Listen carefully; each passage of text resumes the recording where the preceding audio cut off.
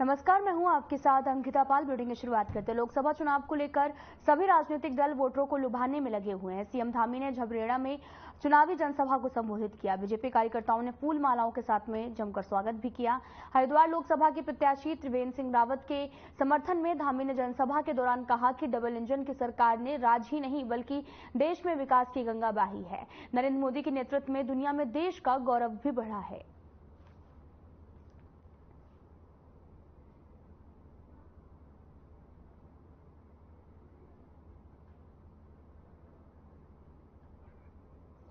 आपको बताते चलें कि सीएम धामी ने जनसभा को संबोधित किया है और साथ ही वो बीजेपी कार्यकर्ताओं ने यहां पर जमकर उनका स्वागत किया। दरअसल आपको बताते चलें कि पीएम मोदी के नेतृत्व में देश का गौरव भी बढ़ा है। भारतीय जनता पार्टी ने एक सम्मेलन का आयोजन किया जहां पर सीएम धामी ने जनसभा को संबोधित किया और बीजेपी कार्यकर्ताओं ने उनका जमकर स्वागत भी किया है। और साथ ही उन्होंने कहा कि पीएम मोदी के नेतृत्व में देश का गौरव लगातार बढ़ रहा है और देश तरक्की की राह पर है।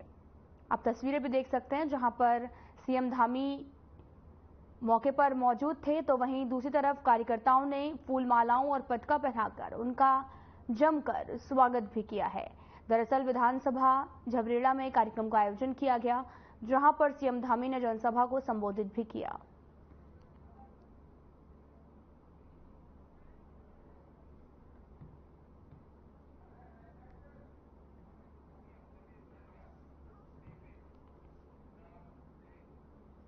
पुलिस और वन विभाग ने संयुक्त कार्रवाई करते हुए गुलदार की खाल के साथ में 2 लोगों को गिरफ्तार किया। दोनों के खिलाफ वन्य जीव संरक्षण अधिनियम में मुकदमा भी दर्ज कर कोर्ट में पेश करने के बाद में जेल भेज दिया गया।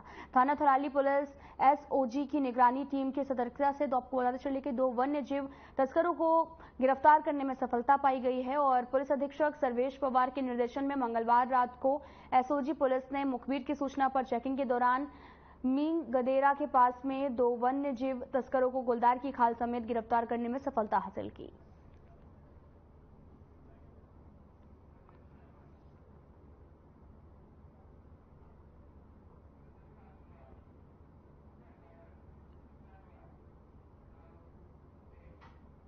तो सीधा आपको लेकर चलते हैं हरिद्वार, जहां पर जनसभा का आयोजन किया गया। सीएम धामी कार्यक्रम में भी मौजूद रहे हैं। माता की आवाज है आप लोगों का।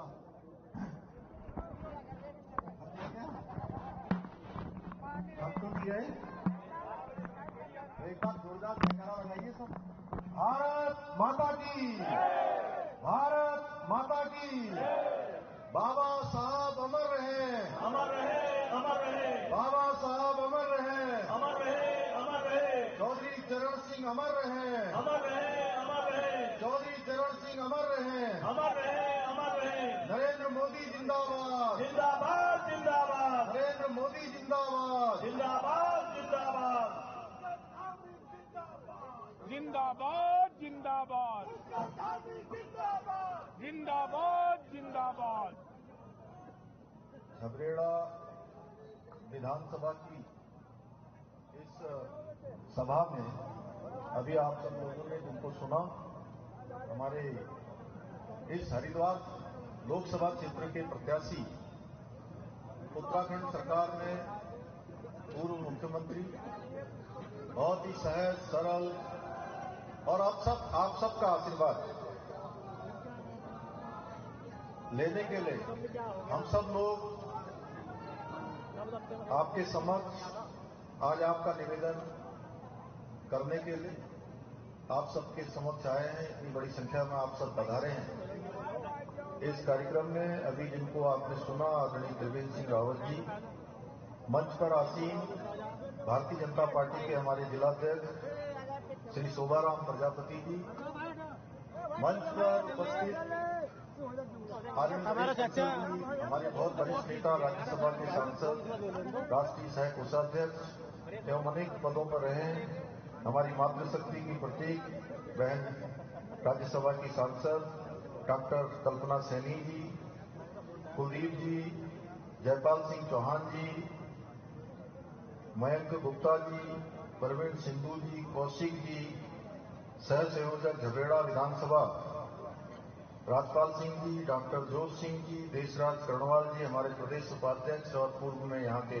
विधायक, श्री किरण चौधरी जी जिला पंचायत अध्यक्ष, कविंदर चौधरी जी ब्लॉक प्रमुख प्रतिनिधि नारसन, चौधरी कुलवीर सिंह जी बहुत वरिष्ठ नेता, भाई रविंदर पनियाला जी, चौधरी मानवेंद्र सिंह जी, सूर्यवीर मलिक जी, गीता गार्गी जी, सुदेश चौधरी जी, संजय कश्यप जी, पवन तोमर जी, अंशुल चौधरी जी, जितेंद्र कुमार जी, विपिन पालीवाल जी, हितेश शर्मा जी, आदित्य ब्रजवाल जी, प्रहलाद सिंह जी, अनीश गौड़ जी, श्यामवीर सैनी जी, सुशील त्यागी जी, चौधरी राजेंद्र सिंह जी, श्री अशोक सिंह जी और मंच पर आसीन हमारे सभी वरिष्ठ सभी पदाधिकारीगण, सभी नेतागण और आज इस कार्यक्रम में पधारे इस क्षेत्र के हमारे सभी बड़े बुजुर्ग, सभी उपस्थित माताएं, बहनें और मेरे नौजवान साथियों और हमारे मीडिया के मित्रों,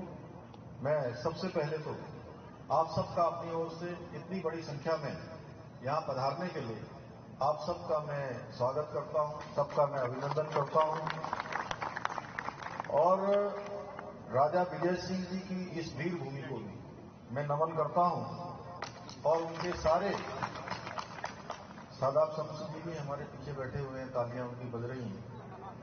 बलिदानी सहयोगियों के प्रति भी कृतज्ञ हूं जिन्होंने इस भारत माता को आजाद कराने के लिए अपना सर्वोच्च बलिदान दिया, अपना संघर्ष किया, अपने प्राणों की बाजी लगाई। भाइयों बहनों, कल माननीय प्रधानमंत्री जी रुद्रपुर आए थे और रुद्रपुर में बहुत ऐतिहासिक रैली हुई, एक बहुत बड़ा विशाल जन सैलाब माननीय प्रधानमंत्री जी को सुनने के लिए, देखने के लिए वहां आया था और प्रधानमंत्री जी ने मुझे कहा कि मैं आप सबके बीच में जाऊं तो मेरा एक संदेश सबको देना है। उनका संदेश है कि आप सबको, उन्होंने राम राम भेजी है, राम राम माननीय प्रधानमंत्री जी की तरफ से। मोदी जी को जय श्री राम, जय श्री राम, जय श्री राम। मोदी जी को जय श्री राम, जय श्री राम, जय मोदी जी को जय श्री राम, जय श्री राम, जय श्री राम। भाइयों मोदी जी को जय श्री राम। भाइयों बहनों, मैं आप सबके बीच में आज हरिद्वार लोकसभा क्षेत्र से जो प्रत्याशी हैं हमारे, आप सब जानते हैं, बहुत ही विनम्र हैं, बहुत लगनशील हैं और जनता के लिए हमेशा समर्पित रहने वाले। मेरे बड़े भाई भी हैं, पूर्व मुख्यमंत्री हैं, आप सब जानते हैं। उन्हीं के लिए आप सबसे मैं निवेदन करने के लिए आया हूं, आप सबका आशीर्वाद लेने के लिए। उनको आशीर्वाद आप सबका मिले और उनको आपका आशीर्वाद मिलेगा, वो सीधे सीधे आदरणीय प्रधानमंत्री जी को आपका मत और समर्थन चला जाएगा। भाइयों बहनों, क्योंकि इस बार का जो चुनाव है ये बहुत ही विराट चुनाव और ऐतिहासिक चुनाव होने जा रहा है। इस बार के चुनाव में जो सब चुनाव से जो एक बात अलग करती है, वो बात ये अलग करती है कि हर बार के चुनाव में ये चर्चा होती है देश के अंदर कि अब सरकार किसकी बनने वाली है। इस बार के चुनाव में सबको पता है कि सरकार किसकी बनने वाली है। पता है ना सबको किसकी बनने वाली है? सबको पता है कि मोदी जी की सरकार बनने वाली है। और इस बार के चुनाव में एक बात और है, आदरणीय त्रिवेंद्र जी आपके बीच में जा रहे हैं, हमारे सभी कार्यकर्ता भी आपसे निवेदन करने के लिए जा रहे हैं, आप भी जगह जगह जा रहे हैं। इस बार का चुनाव स्वयं जनता जो है सड़कों पर आकर मोदी जी को समर्थन कर रही है और जनता ने चुनाव अपने हाथ में ले लिया है। अब मैं उत्तराखंड के कोने कोने में जा चुका हूं और पिछले 4 महीने से 5 महीने से लगातार मैं लोगों के बीच में गया हूं। मातृशक्ति के भी बहुत बड़े बड़े आयोजन हुए हैं, मातृशक्ति के उत्सव हुए हैं। जिस प्रकार से माताओं बहनों ने सामने आकर हमको समर्थन दिया है, मोदी जी को प्रधानमंत्री बनाने के लिए जिस तरह उन्होंने दृढ़ इच्छा शक्ति का परिचय दिया है, उसके बाद कहने की आवश्यकता नहीं है कि उत्तराखंड की जो 5 की 5 सीटें हैं वो भारतीय जनता पार्टी जीतने जा रही है। अब बस एक बात जरूर जो है लोगों के ध्यान में आ रही है, या लोग सोच रहे हैं कि भाई 5 सीटें जीतने वाले हैं, 5 सीटों में से सबसे अधिक मतों से कौन सी सीट जीतने वाले हैं, चर्चा इस बात की हो रही है। बताइए कौन सी सीट जीतने वाले हैं, जोर से बताइए भाई। हरिद्वार। भाइयों बहनों, मैं आप सबका उत्साह देखकर, आप सबका एक जोश देखकर, आप सबका एक समर्थन देखकर, मैं जब रास्ते रास्ते से आ रहा था, जिस प्रकार से मैंने लोगों में जोश और जुनून देखा है, लोग सड़कों से बाहर आ रहे हैं, दुकानों से बाहर आ रहे हैं, माताएं बहनें अपनी गैलरी में खड़ी हो जा रही हैं, वहीं से आशीर्वाद दे रही है। मैं कह सकता हूं, मुझे अब कोई संदेह नहीं है कि हरिद्वार लोकसभा जो हमने 5 लाख का लक्ष्य रखा था, उससे कहीं ज्यादा से हम जीतने वाले हैं, कहीं ज्यादा से जीतने वाले हैं। और इस बार का जो चुनाव है, ये चुनाव अपने आप में बहुत विशिष्ट चुनाव है और भारत का जो भविष्य है वो तय करने वाला है। एक तरफ वो लोग हैं जिन्होंने हमेशा परिवारवाद को सींचा है, भ्रष्टाचार को बढ़ाया है, भ्रष्टाचार को जन्म देने का काम किया है, तुष्टीकरण को जन्म देने का काम किया है, वोट के लिए, देश के खातिर भी, देश के समझौतों पर समझौते जिन्होंने अपने वोटों के लिए किए हैं, सत्ता के लिए किए हैं। एक तरफ वो लोग हैं, एक तरफ प्रधानमंत्री मोदी जी हैं, जिनके नेतृत्व में मोदी जी कहते हैं कि भ्रष्टाचार हटाना है, देश से परिवारवाद समाप्त करना है, देश से तुष्टीकरण समाप्त करना है, देश के अंदर ये तमाम जो व्यवस्थाएं गड़बड़ है उन सबको ठीक करना है। तो भाइयों बहनों, ये आप जानते हैं, ये जो विपक्ष के लोग हैं वो क्या कहते हैं, वो कहते हैं मोदी को हटाना है, मोदी को मिटाना है, हमें अपने परिवार को बचाना है। इस प्रकार की सोच लेकर दो प्रकार की आज ताकत, दो प्रकार के खेमे बने हुए हैं। एक तरफ वो खेमा है जो देश को विकसित भारत बनाना चाहता है, देश की सीमाओं को सुरक्षित करना चाहता है। मोदी जी कहते हैं देश को तीसरी दुनिया की सबसे बड़ी अर्थव्यवस्था बनाना है। मोदी जी कहते हैं भारत को दुनिया का सिरमौर भारत बनाना है। अब अंतर साफ समझ में आता है कि परिवार बचाना है, पार्टी बचानी है, कुछ लोगों को फायदा पहुंचाना है, सत्ता में इसलिए आना है कि अपने स्वार्थों की सिद्धि करनी है। तो इस बार हम सबको सोचना है भाइयों बहनों, मोदी जी के नेतृत्व में जिस प्रकार से देश के अंदर काम हुआ है वो भूतो न भविष्य थी। देश आगे बढ़ा है, देश के अंदर चाहे धारा 370 समाप्त हुई हो, सीएए का कानून देश के अंदर लागू हुआ हो, या कश्मीर से धारा 370 समाप्त होकर शांति स्थापना हुई हो, या 3 तलाक से मुक्ति मिली हो, या हमारे आराध्य देव भगवान श्री राम, जिनका हम हमेशा कहते थे कि राम लला हम आएंगे, मंदिर वहीं बनाएंगे। भाइयों बहनों, घूम घूम के हम नारा लगाते थे, आज रामलला का भव्य और दिव्य राम मंदिर भी बन गया। हमारी माताएं बहनें यहां बैठी हैं बड़ी संख्या में। देश आजादी के बाद से लगातार महिलाओं के अधिकारों के बारे में बात होती रही, लेकिन धरातल पर उतारने का काम किसी ने नहीं किया। अगर धरातल पर भी 33% आरक्षण, नारी शक्ति बंधन विधेयक संसद के अंदर पास करने का काम किसी ने किया तो भारत मां के लाल नरेंद्र मोदी ने किया। भाइयों बहनों, आज देश की सीमाएं सुरक्षित हैं, देश की सीमाएं सुरक्षित हैं। कोई दुश्मन अगर हमारी ओर आंख उठाता है तो हमारी सेना उसको मुंहतोड़ जवाब देने का काम करती है, चाहे डोकलाम हो, चाहे सर्जिकल स्ट्राइक हो, या आतंकवादियों, अलगाववादियों और जिहादियों को उनके ठिकाने पर जाकर धूल चटाने का काम भारत की सेना करती है। क्योंकि एक समय था जब सेना के ऊपर हमले होते थे, गोली चलती थी, तो सेना को यह आदेश होता था कि गोली चलाने के लिए भी गोली का इंतजार, आदेश ऊपर से लेना पड़ेगा, गोली चलाने के लिए भी आदेश लेना पड़ेगा। लेकिन प्रधानमंत्री मोदी जी के आने के बाद अब सेना को गोली चलाने के लिए अगर गोली आती है तो कोई आदेश नहीं लेना पड़ता है, बल्कि गोली का जवाब गोलों से देने का काम भारत की सेना करती है। ये नया भारत है भाइयों बहनों। 2014 से पहले के भारत की जरा कल्पना करिए, थोड़ा पीछे जाइए, किस प्रकार का भारत था। उस समय दुनिया में अगर कोई घटना होती थी, या भारत अपने हितों की बात वैश्विक मंचों पर करता था तो अपने हितों की बात भी ठीक से नहीं कर पाता था, क्योंकि भारत की पहचान इतना विशाल देश होने के बाद, विश्व का सबसे बड़ा लोकतंत्र होने के बाद भी दुनिया में हमारी आवाज नहीं पहुंच पाती थी, हम अपनी आवाज नहीं सुना पाते थे। भारत की पहचान बन गई थी कि दब्बू भारत, पिछलक्कू भारत और अपने हितों की बात भी ठीक से न कर पाने वाला भारत। भाइयों बहनों, ऐसी पहचान से भारत को आज दुनिया के अग्रणी देशों में लाने का काम प्रधानमंत्री मोदी जी के नेतृत्व में हुआ है। आज दुनिया के अंदर कोई भी घटना होती है, कोई बड़ा फैसला दुनिया में लेना होता है तो पूरी दुनिया भारत के रुख का इंतजार करती है। आपने देखा होगा, चाहे रूस यूक्रेन का युद्ध हो, चाहे अन्य घटनाएं हो, चाहे संयुक्त राष्ट्र संघ में कोई फैसला लेना हो, अब दुनिया भारत के रुख का इंतजार करती है।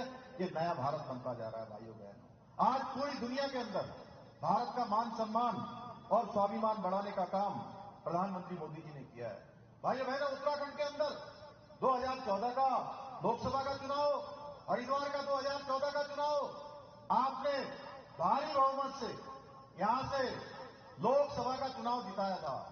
2019 में आपने 2014 से ज्यादा मत दिए थे और मुझे पूरा भरोसा है कि अब 2024 के चुनाव में मोदी जी को तीसरी बार प्रधानमंत्री बनाने के लिए आप त्रिवेंद्र जी को भारी बहुमत से, यानी कि 2014 और 2019 के सारे रिकॉर्ड ध्वस्त कर देंगे, एक नया रिकॉर्ड आप कायम कर देंगे। भाइयों बहनों, हम जानते हैं कि मोदी जी के नेतृत्व में आज भारत सशक्त बना है, समृद्ध बना है और शक्तिशाली बना है। भाइयों बहनों, पिछले 10 सालों में 12 करोड़ गरीबों को हर घर नल से जल पहुंचाने का काम हुआ है देश के अंदर। 7 लाख से ज्यादा घरों में इससे पानी पहुंचा है। 10 करोड़ शौचालय बने हैं, करीब 2 लाख शौचालय उत्तराखंड में भी बने हैं और जहां 50 करोड़ से ज्यादा लोगों को आयुष्मान कार्ड से मुफ्त इलाज सुनिश्चित हुआ है। उत्तराखंड में भी अनेक लोगों को आज एक बड़ी संख्या है, 10 लाख के लगभग, जिनको उत्तराखंड में आयुष्मान भारत योजना का लाभ मिला है।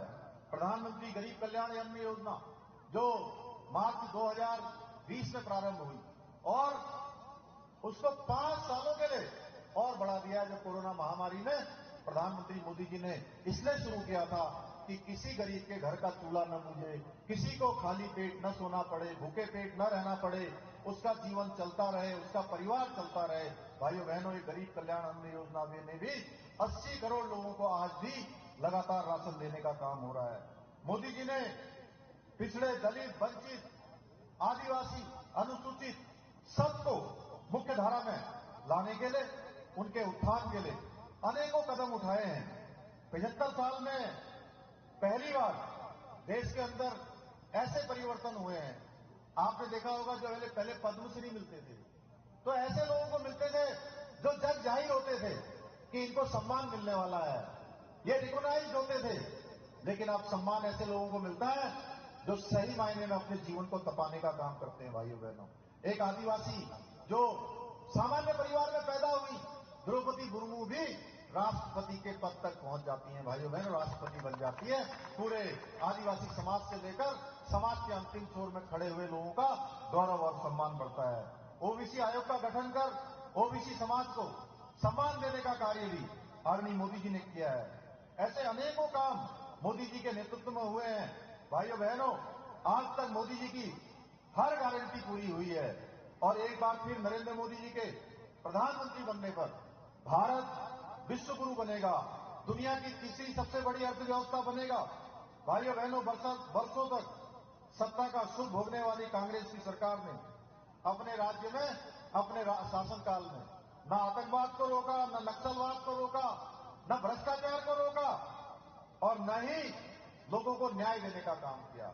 हमेशा केवल और केवल तुष्टीकरण को बढ़ावा देने का काम हुआ। हमेशा वोटों के खातिर देश में फैसले होते रहे। उनके पास न कोई नेता है, न नियत है, न नीति है और न ही कोई निर्णय लेने का उनके पास कोई ताकत है। इन्होंने सिर्फ और सिर्फ जनता को अपने स्वार्थों के लिए प्रयोग किया है। लेकिन अब जनता जाग चुकी है और हर जगह इनको सत्ता से बाहर का रास्ता दिखा दिया है। जिन राज्यों में एक बार कांग्रेस बाहर गई है, फिर लौटकर वहां वापस नहीं आई है भाइयों बहनों।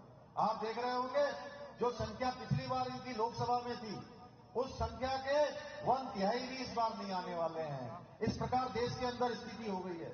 आज प्रधानमंत्री मोदी जी का उत्तराखंड की धरती से जो लगाव है, हम सब लोग भली भांति जानते हैं।